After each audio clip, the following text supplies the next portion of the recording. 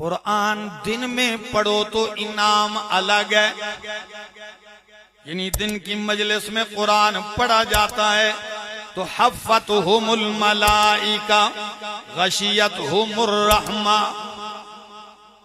نزلت علیہم السکینہ، دل باغ باغ ہوتا ہے، رحمت کے دریا میں ڈوبا رہتا ہے اور فرشتے ارد گرد دائرہ لگا کے گھیر لیتے ہیں، اور رات میں پڑھو تو انعام بدل جاتا ہے، وقت بدل گیا، کیونکہ جب تہجد میں قرآن پڑھتے ہو پھر انعام ہی الگ ہے، اس لیے کہ تہجد کا وقت بڑا اونچا ہے۔ اللہ کے اولیاء جتنے بھی گزرے ہیں ان کا قول ہے کہ ہم کبھی بھی دنیا میں رہنے کے لیے ایک لمحے کی بھی خواہش نہ کرتے اگر تہجد کا یہ سنہرا وقت ہمیں نہ ملتا۔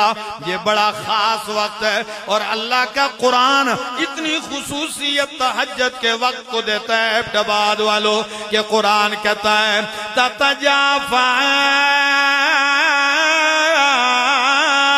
جنوبهم عن المضاجع يدعون ربهم خوفا وطمعا،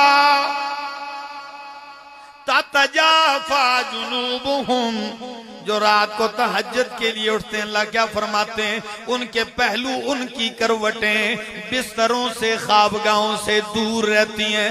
علماء بیٹھے ہیں، یذہبون عن المضاجع نہیں کہا کہ چلے جاتے ہیں، یقومون عن المضاجع نہیں فرمایا، یرتحلون عن المضاجع نہیں فرمایا، حالانکہ یہ سارے لفظ ہو سکتے تھے لیکن لفظ کون سا منتخب کیا؟ تتجافا۔ جفا کس کو کہتے ہیں؟ دور ہونے کو ہی کہتے ہیں، لیکن جفا یہ ضد ہے وفا کی۔ جفا ضد ہے کس کی؟ ایک وفا ہوتی ہے اور ایک جفا جو آپ کو آدھے راستے میں چھوڑ جائے۔ لوگ کہتے ہیں وفا نہیں کی تھی، جفا کر گیا، جو آپ سے راستے جدا کر لے، لوگ کہتے ہیں جفا کر گیا۔ اللہ نے یہ لفظ کیسا استعمال کیا؟ اگر ابٹباد والوں کو سمجھ آ گیا تو مزہ آ جائے گا۔ فرمایا تتجافا جنوبهم عن المضاجع، انہوں نے خوابگاہوں سے بستروں سے، نیند بھی محبوب ہے، بستر بھی محبوب ہے، آرام بھی محبوب ہے، لیکن جب یہ اٹھ گیا تو اس نے بستر اور نیند سے جفا کی اور مجھ سے وفا کی ہے۔ تتجافا، اللہ فرماتے ہیں ان سے جفا کر گیا اور اپنے رب سے کیا کر گیا؟ وفا کر گیا۔ تتجافا جنوبهم عن المضاجع۔ تو اب رات کا انعام کیا ہے؟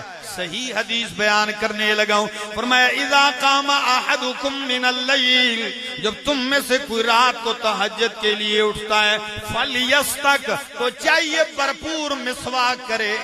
کیا کرے؟ مسواک کرے۔ کیوں؟ منہ کی بدبو، سمیل یہ ختم ہو جائے، صاف ستھرا ہو جائے۔ یا اللہ کیا ہوگا؟ حدیث سنیے، دن میں جب قرآن پڑھو گے تو صرف مجلس کو گھیر لیں گے، رات کو پڑھو گے تو میں نے کہا انعام بدل جائے گا۔ وہ کیا ہے؟ فرمایا جب تم رات کو تہجد میں قرآن پڑھتے ہو تو فَإِنَّ الْمَلَكَ يَضَعُ فَاهُ عَلَى فِيهِ فَمَا يَخْرُجُ مِنْ فِيهِ إِلَّا وَقَعَ فِي فِي الْمَلَكَ، کہ اس قرآن پڑھنے والے کے فرشتہ اتنا قریب آ جاتا ہے کہ اس کے منہ پہ اپنا منہ رکھ دیتا ہے۔ یہ منہ اتنا پسند ہے اللہ کو جس سے قرآن نکلتا ہے، فرشتہ اپنا منہ اس کے منہ پہ رکھ لیتا ہے، اور جو کچھ بھی قرآن اس کے منہ سے نکلتا ہے فرشتے کے منہ میں پڑتا جاتا ہے۔ تو شان والی، عظمت والی، رتبوں والی، برکتوں والی کتاب ہے۔ آ جاؤ، آئی کس لیے؟ لیدبروا آیاتہ، صرف پڑھنے کے لیے نہیں، اس لیے آئی ہے کہ اس کی آیتوں میں تدبر کیا جائے۔ جائے، غور کیا جائے۔ تدبر کس کو کہتے ہیں؟ تدبر کہتے ہیں کہ اس کے معنی کو سمجھا جائے، معنی سمجھنے کے بعد پھر یہ سمجھا جائے کہ اللہ کی مراد کیا ہے، مقصد کیا ہے، اس آیت میں اللہ کا میرے مالک چاہتے کیا ہیں۔ ان چیزوں کو سمجھنے کے بعد فرمایا وَلِيَتَذَكَّرَ أُولُو الْأَلْبَابِ، جب تدبر کرے گا تو عقل والا اس قرآن سے نصیحت حاصل کرے گا۔ نصیحت اللہ ہم سب کو عمل کی توفیق عطا فرمائے۔ زندگی باقی ملاقات۔